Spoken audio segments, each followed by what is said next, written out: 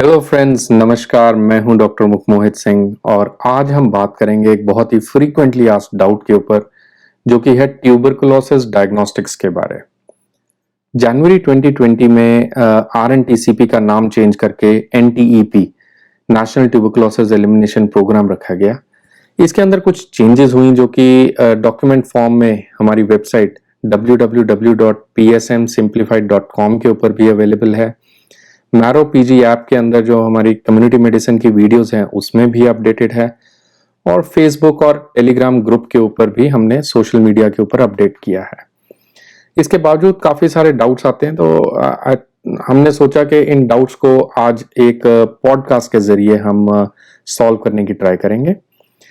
जो presumptive TB patient है वो कौन होता है? प्रिजम्पटिव टीबी पेशेंट वो पेशेंट होता है जिसको 14 दिन से 14 डेज या 2 हफ्ते से ज्यादा खांसी, बुखार, रात को स्वेटिंग होना और वेट लॉस। ये सारे लक्षण, इनमें से कोई एक लक्षण या ये सारे लक्षण अगर किसी इंसान को, किसी पेशेंट को इकट्ठा हैं, उसको हम प्रिजम्पटिव टीबी पेशेंट कहते हैं। ये प्रिजम्पटिव टीबी पेशेंट हमारी ओपीडी में चेस्ट सिम्टम्स के साथ आ सकता है या फिर एक्सरे साथ में लेकर आते हैं कई दफा। तो सबसे पहला जो प्रोग्राम के अंदर जो गाइडलाइंस है, वो पहला रिकमेंडेशन है that we have to do sputum smear examination. ये जो स्पूटम स्मीयर एग्जामिनेशन है, इसमें 2 स्पेसिमेंस हम कलेक्ट करेंगे, एक अर्ली मॉर्निंग और एक सुपरवाइज्ड स्पॉट स्पेसिमेन। 1 घंटे की दूरी मिनिमम इनमें होनी चाहिए। इनमें से कोई एक स्पेसिमेन पॉजिटिव आ जाए या दोनों पॉजिटिव आ जाए तो पेशेंट को हम माइक्रोबायोलॉजिकली कंफर्म्ड पल्मोनरी टीबी केस कहते हैं। ये जो स्पूटम माइक्रोस्कोपी है, इसमें ये एमसीक्यू बनता है कि ज़ील नेल्सन स्टेन से करते हैं या फ्लोरोसेंट माइक्रोस्कोपी करते हैं, जिसमें ऑरामीन ओ स्टेन यूज होता है।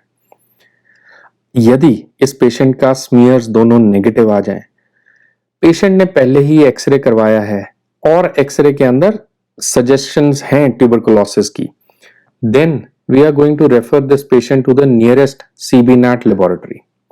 अगर यदि दोनों स्मीयर्स नेगेटिव आ जाएं और पेशेंट के पास एक्सरे नहीं है, तो प्रोग्राम का रिकमेंडेशन के अंदर तहत हम इस पेशेंट को चेस्ट एक्सरे के लिए भेजते हैं।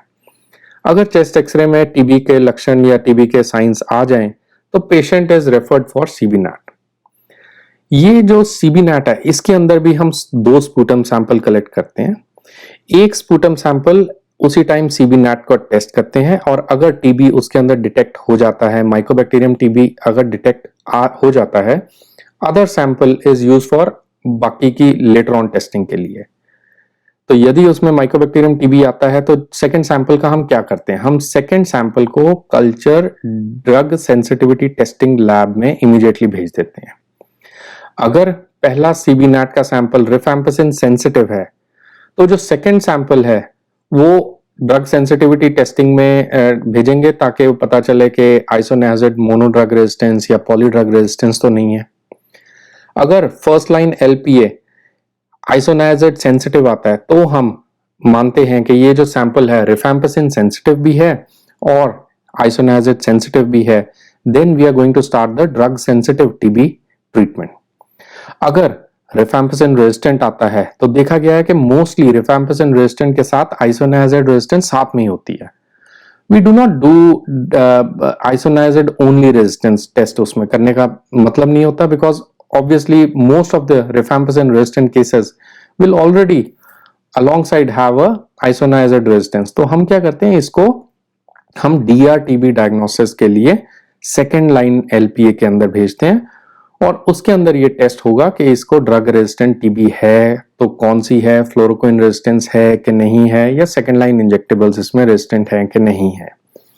तो ये सारा कुछ जितने भी आपने डायग्नोस्टिक्स अभी सुने, स्मीयर एग्जामिनेशन, चेस्ट एक्सरे या CBNAT, तीनों का कोई एक स्पेसिफिक ऑर्डर नहीं है।